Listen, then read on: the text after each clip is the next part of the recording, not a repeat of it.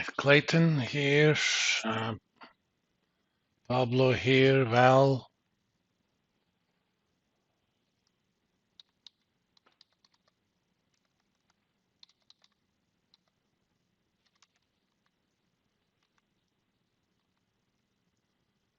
Michaela, Tom, David, Piper. I have an email from her. Maynard, Peak here. Rosie, excused. Oh, Trayson. Okay. And Val just arrived, so I'm not going to count her late for 1 minute. Okay. I came relatively late from my trip, and I also thought about we don't have a class next Monday. It's Labor Day, so I'm going to do an extra lecture during this weekend and post it. You should also make a note on Wednesday, the 13th of September. Apparently, there's some sort of concert, student concert. They said there's going to be a lot of parking issues and noise, so we should do alternative plans. It's up to you guys. We could either do a Zoom class or I could do an offline lecture. Which one you guys would prefer? Hmm? Offline? Okay. So let's put it here. September 13th, Wednesday, offline lecture. I found out about it during the break, so I haven't asked my other classes, but I assume they're going to have similar response. Doesn't make any difference to me. I live less than half a mile away. I could walk here. I don't even have to park. All right. Let's remember what we did last time. Okay, we pretty much talked about what are some relevant cash flows when we're talking about capital budgeting. Today, we're going to kind of review how to figure out those cash flows. So we're going to talk about essentially what we call pro forma financial statements or cash flow projections for capital budgeting.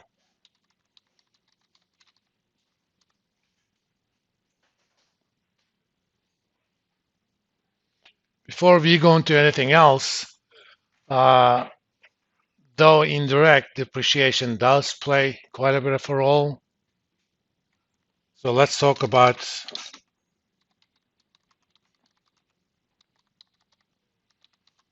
different forms of depreciation. Depending upon the fixed assets you have, machinery, equipment, things like trucks, cars, computers, or buildings that are different different depreciation schedules. But we will talk about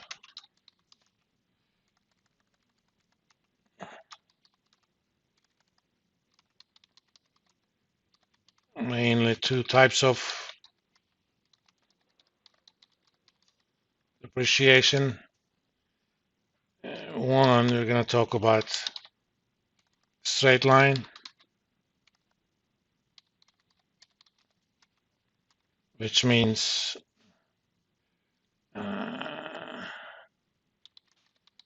an equal amount is written off as depreciation during the tax life of the asset. We're only interested in the tax life because the only reason we care about depreciation is through its effect on taxes. Actually, let's talk about three types.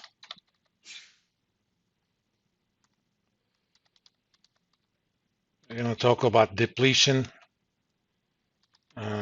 Is based on how much of the asset is used during a given accounting period,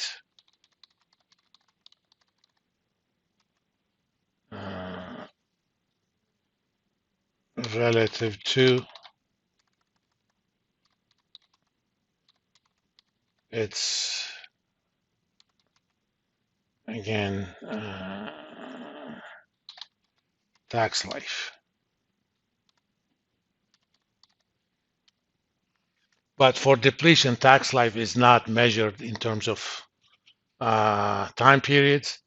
So it's not about 10 years, 5 years. For example, if it's a truck, let's say it's 100,000 miles. So if you use 20,000 miles that year, if you did 20,000 miles on that truck, you're going to write off 20%. If you did 50,000, you're going to write 50%. And the third one is called makers, which is short for modified, accelerated cost recovery system.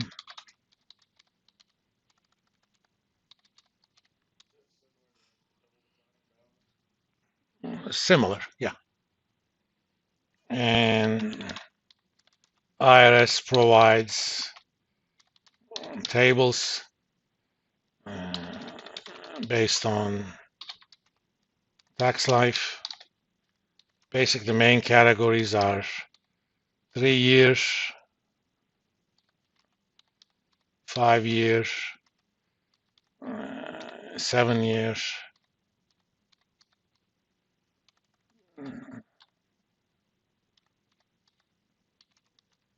10 years, 15 years, and 20 years. We'll have the tables of those. Let's kind of get a template started for these purposes. You don't have to use this macro-based stuff. The only reason I use it is that I can go back and forth between sheets and I can zoom in and out easily. So let's call it our, let's do a makers table first. So I can do it in a lot of different ways. Let's see. Well, instead of doing a table, so I'm going to call this year.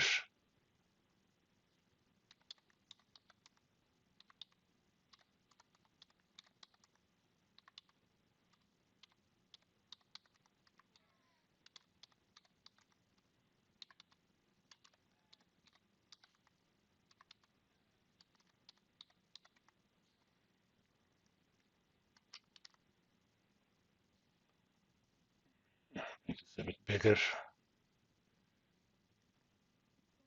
When you have a pattern, you can kind of drag down. I'm going to go all the way down to 21.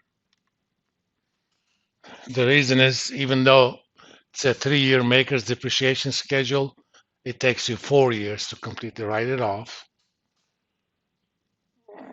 So let's make all of these bold.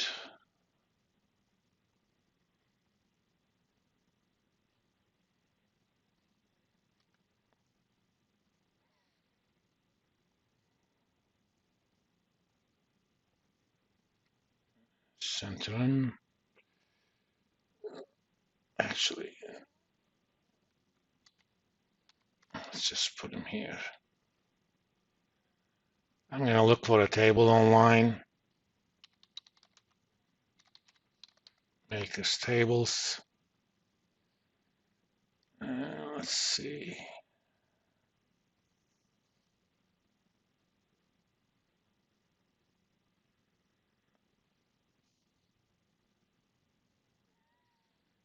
Okay, let's see. I should be able to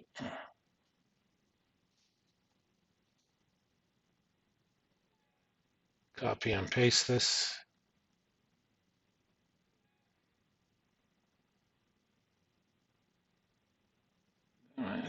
Destination formatting. Okay. No, I could not do. Oh, it doesn't separate it.